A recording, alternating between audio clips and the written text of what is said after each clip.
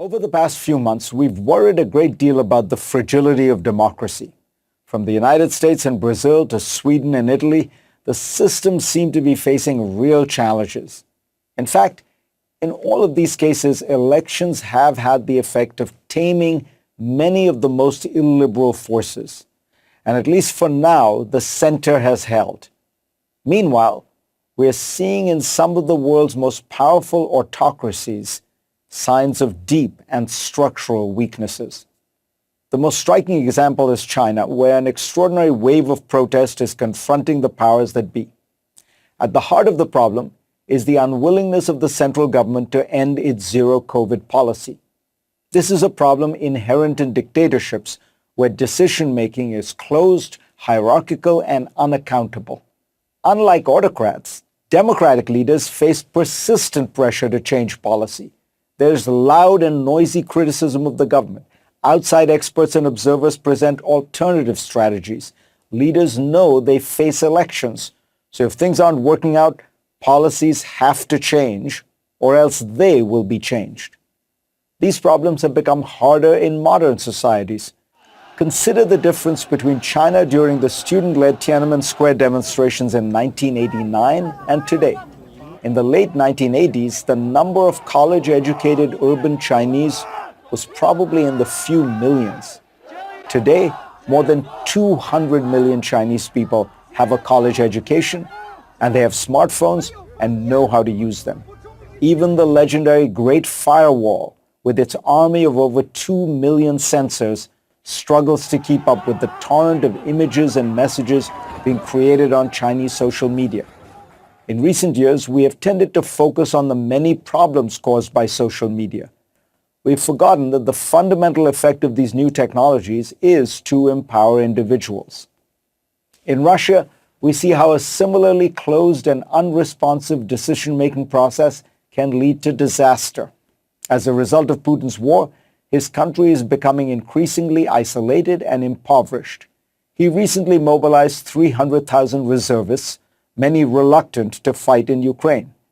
Meanwhile, hundreds of thousands of Russians have fled their homeland, including many of the highly skilled and educated people whom Russia needs for its future. Democracies do go to war, even pointless and costly wars, but always amid dissent and debate. And for those who oppose the war, there remains always the reasonable hope that the policy or the policymaker can be changed. In Iran, we see a theocratic autocracy determined to maintain its ideological control of the country. Iran's ruling elites believe that their fundamentalist version of Islam must be enforced, or else they will go the way of the Soviet commissars.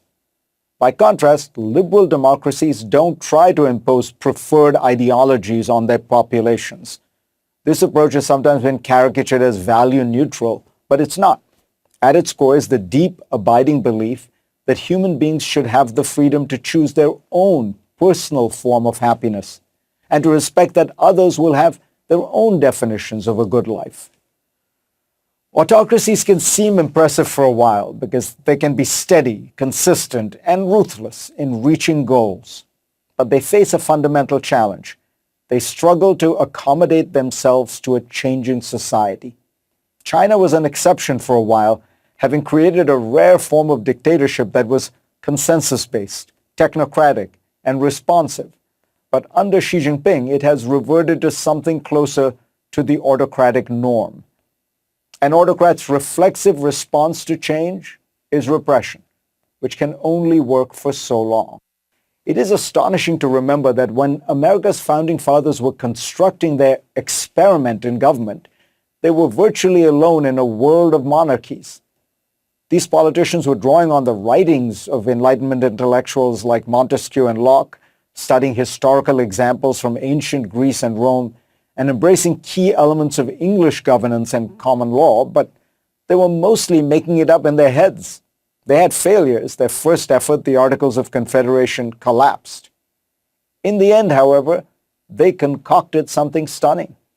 A system that protected individual rights, allowed for regular changes in leadership, prevented religious hegemony, and created a structure flexible enough to adapt to massive changes.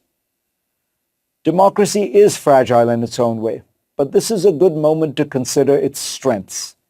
This abstract idea of government, largely created by America, borrowed over the years by countless other nations, refined and improved in various ways, has spread across the world in countries rich and poor, European, Asian, Latin American, and African.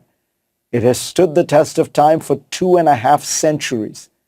Does anyone think that the Russian or Chinese or Iranian systems will endure as long? Winston Churchill has surely been vindicated in his belief that democracy is the worst form of government, except for all the others.